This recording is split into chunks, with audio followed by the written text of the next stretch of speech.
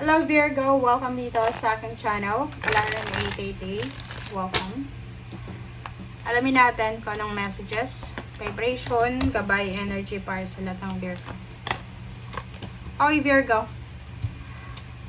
Wow. Are you single? Para sa mga single na Virgo, posibleng may mag-offer sa inyo ng love life. Para sa mga single na Virgo, babae ka man o lalaki, may magkakagusto sa inyo syempre. May mag-offer ng love life, may mag-offer ng support, emotional support, may parang interesado sa'yo. Pero, sabi ng bara sa'yo dito, just go with the flow. Muna sa ngayon, Virgo. So, ibig sabihin, hayaan mo muna. Wala kang dapat na gagawin ngayon. Okay? Lalo ngayon na nasa Mercury retrograde ka na ko. Huwag kang tatanggap ng relationship.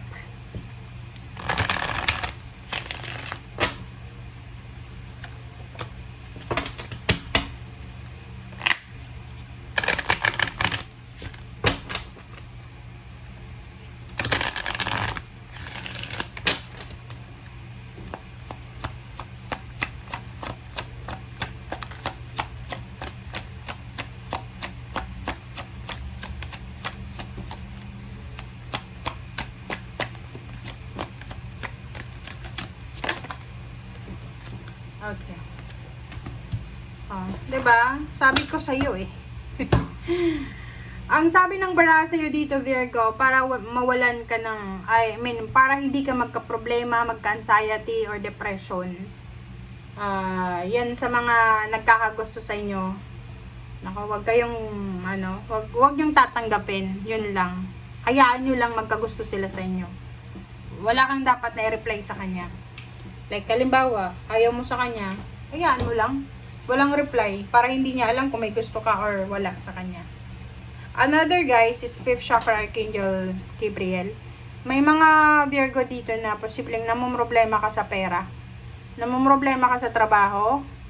Hindi mo alam kung ma-renew pa yung contract mo. Hindi mo alam kung mapopromote ka ba.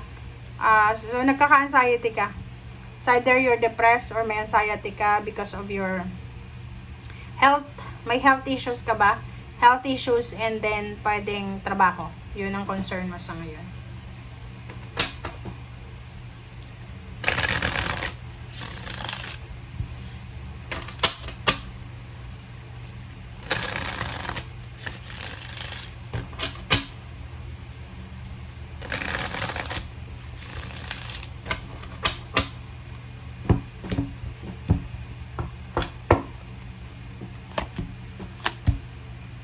Okay, Virgo. The Chariot and Four of Pentacles. Nakikita ko sa'yo dito na yung focus mo sa ngayon is, kumbaga, matupad yung goals mo na makapag-ipon ng pera. Napaka-ano mo ngayon napakatipid mo. Kahit sa pagkain, sobrang tipid mo sa pagkain. Kasi, meron kang goals na dapat makapag-ipon ka ng pera. May plano ka eh. Okay. So, yun. So, sa nakikita ko sa'yo dito, marami kang mga, like, gustong kainin, gustong bilhin, gustong puntahan. Pero, hindi mo itutuloy. It's because nagsisave ka nga ng pera. Meron kang goals na dapat by the end of the year, pwedeng sa December, marami ka ng ipon. Parang ganun.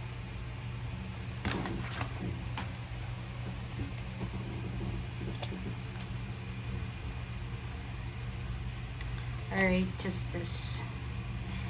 Knight of Cups. Knight of Cups, Justice, and the Moon.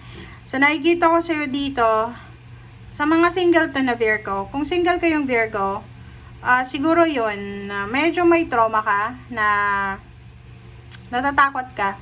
Parang ayaw mong magpakasal, kasi ayaw mong makulong sa isang relationship, na hindi ka na makakalabas. Lalo kung nasa Pilipinas ka, you're worried kasi walang divorce sa Philippines. Pero may annulment. Pero kailangan mo ng pera syempre.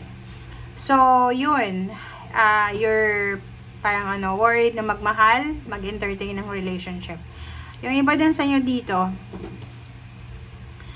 meron dito na Virgo, pero hindi ito sa iba makaka-resonate. Pero, if you're Virgo, na you're married, tapos, may kalaguyo ka. Natatakot ka ngayon kasi pwedeng ma-reveal yung ginagawa mo.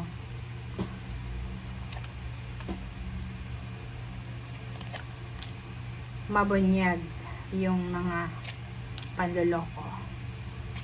Okay. Seven of Wands, King of Cups. Oh. Wala eh. Sabi ng bara sa'yo, if you're married na Virgo, wag kang makikipaglaguyo. Tama ba yon? Ayan. Mali na naman yung Tagalog ko. Protectionan mo daw yung pamilya mo. Okay? Pag-isipan mong mabuti. Okay. Sabihin natin, marami kayong options and choices. Lalo kung OFW ka, or OFW yung person mo, or nasa long distance relationship kayo ng asawa mo, or boyfriend, girlfriend, or kalibin. Hindi yun rason para maghanap ka ng ibang karelasyon. Sabihin natin, maraming options. Marami kang nakikitang gwapo or maganda. Pero, kailangan mo mag-isip. Nandito yung death card. Ang sabi ng death card sa'yo, pag-isipan mong mabuti. Okay? Pag-isipan mong mabuti. Kasi, hindi blessings ang dala niyan. Anxiety. Pagdating ng araw, baka magkaroon ka pa ng sakit. Okay? And kawawa naman yung pamilya mo na naiwan. Diba? Nine of Swords, Three of Pentacles, Nine of Cups. So, diba? Sabi ko sa'yo eh, mag-iingat ka. Kasi lahat ng ginagawa natin dito sa mundo, may balik yan na karma. Sinasabi ng bara sa'yo dito na may mga iba sa inyo dito na since Virgo ka, mahilig kang mag-overthink. Since mahilig kang mag-overthink, iwasan mong gumawa ng mga bagay-bagay na pwedeng maging dahilan ng pag-overthink mo.